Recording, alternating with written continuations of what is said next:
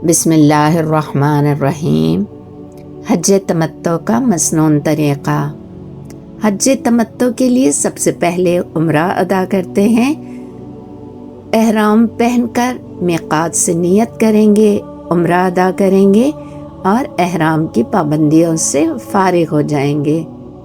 8 ज़िलहज्जा को अपने मुकाम से एहराम पहनेंगे। हज का एहराम पहनने से पहले गुस्ल करना और खुशबू लगाना मसनून है।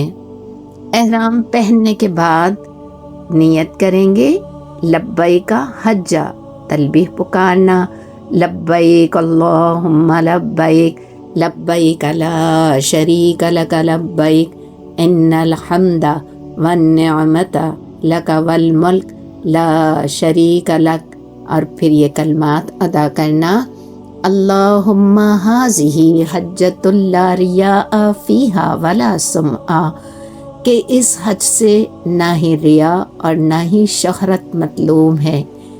जो अफराद मरीज़ हों, बीमार हों, वो ये कलमात अदा करेंगे, अल्लाहुम्मा महिल्ली हैसु हबततनी, अल्लाह ने जहाँ मुझे रोका मैं वहीं हलाल हो जाऊंगा।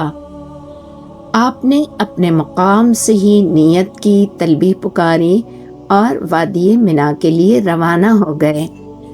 ज़वाले आफ़ताब से पहले पहले मिना पहुँचना, ज़हर, असर, मगरिब, इशा और 9 तारीख की फजर कसर और अपने वक्त पर अदा करना। तुलुए आफ़ताब के बाद अरफात के लिए रवाना होना और ज़वाले आफ़ताब से पहले पहले अरफात पहुँच जाना। वादी अरफात के मैदान की ख़ास दुआ, ला इलाहा इल्लल्लाह वहदहु ला शरीक लहू, लहुल मुल्कु व लहुल हम्दु व हुवा अला कुल्लि शैइन क़दीर। और खुतबे के बाद अज़ान और 2 अक़ामत के साथ बैनुस्सलात ज़हर और असर अदा करना, वक़ूफ़े अरफा करना। ग़ुरूबे आफ़ताब का वक्त हो जाए तो मग़रिब की नमाज अदा किए बग़ैर मुज़दलिफ़ा के लिए रवाना होना। मुज़दलिफ़ा में मग़रिब और इशा की नमाज अदा करना और रात में सोना। मामूल से कुछ पहले उठकर फजर की नमाज अदा करना।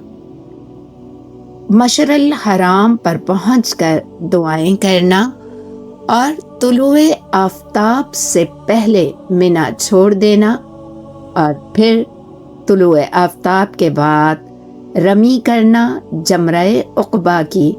जो तलबीह आपने नियत करने के बाद से शुरू की थी, अब आप तलबीह कहना बंद कर देंगे और तकबीरात बुलंद करेंगे। बिस्मिल्लाही अल्लाहु अकबर कह के 7 कंकरियां अलहदा अलहदा जमराए उक़बा पर मारना। रमी करने के बाद कुर्बानी करना, हलक करना और एहराम की पाबंदियों से बाहर आ जाना। अब आपकी एक पाबंदी है कि आप अज़दवाजी ताल्लुकात कायम नहीं कर सकते जब तक कि तवाफ़ ज़ियारा न अदा कर लें। तवाफ़ ज़ियारा के लिए आप मक्का आएंगे, तवाफ़ करेंगे, ज़मज़म से सैराब होंगे, अपने सर पर और अपने चेहरे पर भी ज़मज़म डाल सकते हैं क्योंकि ये मसनून अमल है। उसके बाद आप सही करेंगे और सही अदा करने के बाद आप तमाम एहराम की पाबंदियों से अब आप फारिग हो गए। ग़ुरूबे आफ़ताब से पहले पहले मिना से 12 तारीख को निकल गए तो आपका हज मुकम्मल हो गया, वरना आपको 13 तारीख को मिना में ठहरना होगा और ज़वाले आफ़ताब के बाद आप रमी करेंगे। अब आपका हज तमत्तो मुकम्मल हो गया। एक काम बाकी है कि जब आप मक्का को खैरबाद कहेंगे, आप तवाफ़े विदा करके फिर मक्का को खुदा हाफिज़ करेंगे। ये वो तमाम अय्याम हैं जिसमें दुआएं, तकबीर, تمہید، تحلیل، یہ آپ کو مسلسل اس کا ورد رکھنا ہے، اللہ سے لا لگانا ہے۔ یہ حج تمتع کا مسنون طریقہ تھا جو میں نے آپ کے سامنے پیش کیا۔ حج قران میں آپ عمرے اور حج دونوں کی نیت کریں گے۔ اللہم لبیک عمرۃ و حجہ، آپ تمام ارکان اسی طرح ادا کریں گے۔ عمرے ادا کرنے کے بعد آپ احرام کی پابندیوں سے فارغ نہیں ہوں گے جب تک کہ آپ اپنی قربانی اور حلق نہیں کر لیں گے۔ دوسری بات یہ ہے کہ آپ عمرہ کرنے کے بعد حلق یا قصر بھی نہیں کریں گے کیونکہ ابھی آپ احرام کی پابندیوں میں ہیں۔ حج تمتع اور حج قران میں یہ فرق ہے کہ حج تمتع میں عمرہ کرنے کے بعد آپ احرام کھول دیتے ہیں اور حج کے لیے دوبارہ احرام پہنتے ہیں۔ حج قران میں ایک ہی جو نیت کی ہے، آپ پر پابندیاں اس وقت تک احرام کی ہیں جب تک کہ قربانی اور حلق اور قصر نہیں ہو جاتا۔ اسی طرح سے حج افراد ادا کرنے والے اپنے مقام سے ہی نیت کریں گے، اور وہ اگر ان کے پاس وقت ہے اور مکہ آئیں گے تو وہ طواف تحیہ ادا کریں گے، ورنہ وہ براہ راست منا بھی پہنچ سکتے ہیں۔